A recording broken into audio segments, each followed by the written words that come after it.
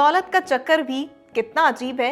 एक 25 साला इंतहाई खूबसूरत और अमरीकी मॉडल और अदाकारा जिसकी एक झलक के लिए लाखों नौजवान दीवाने थे, लेकिन उसने शादी की एक 89 साला बूढ़े अरबपति से, और फिर शौहर की मौत के बाद जो कुछ हुआ वो आपके होश उड़ा देगा।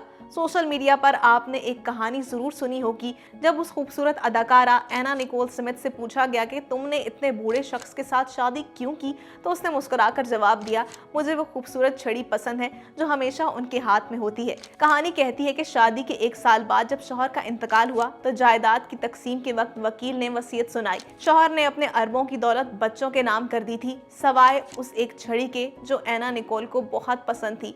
और फिर कहानी का अंजाम ये बताया जाता है कि वो 13 साल अदालतों के चक्कर काटती रही और तंग आकर खुदकुशी कर ली।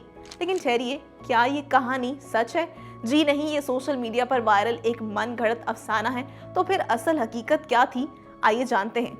हकीकत यह है कि इस कहानी में किसी छड़ी का कोई वजूद ही नहीं था। अरबपति जेम्स हार्वर्ड मार्शल ने अपनी वसीयत में अपनी जायदाद यानी तकरीबन $1.6 अरब सिर्फ अपने बेटे के नाम किए थे। एना निकोल के लिए कुछ भी नहीं छोड़ा गया था। और जहां तक बात है इस मशहूर जुमले की, तो एना ने कभी छड़ी का मजाक नहीं उड़ाया, बल्कि वो मीडिया के सामने हमेशा यही कहती रही कि वो अपने शौहर से सच्ची मोहब्बत करती हैं और उन्होंने उनके आखिरी आयाम को खुशियों से भर दिया था।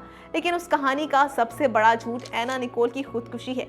उन्होंने जायदाद ना मिलने पर अपनी जान नहीं दी थी, बल्कि 2007 में उनकी मौत डॉक्टरी अद्वियात की जरूरत से ज्यादा मिकदार यानी एक्सीडेंटल ड्रग ओवरडोज की वजह से हुई थी। वो अपने जवान बेटे की अचानक मौत के सदमे में थी और शदीद डिप्रेशन का शिकार थी। अदालती लड़ाई तो 13 साल तक चली, मामला सुप्रीम कोर्ट तक भी गया, लेकिन तहरीरी सबूत ना होने की वजह से एना निकोल को उस जायदाद से $1 भी नसीब ना हुआ।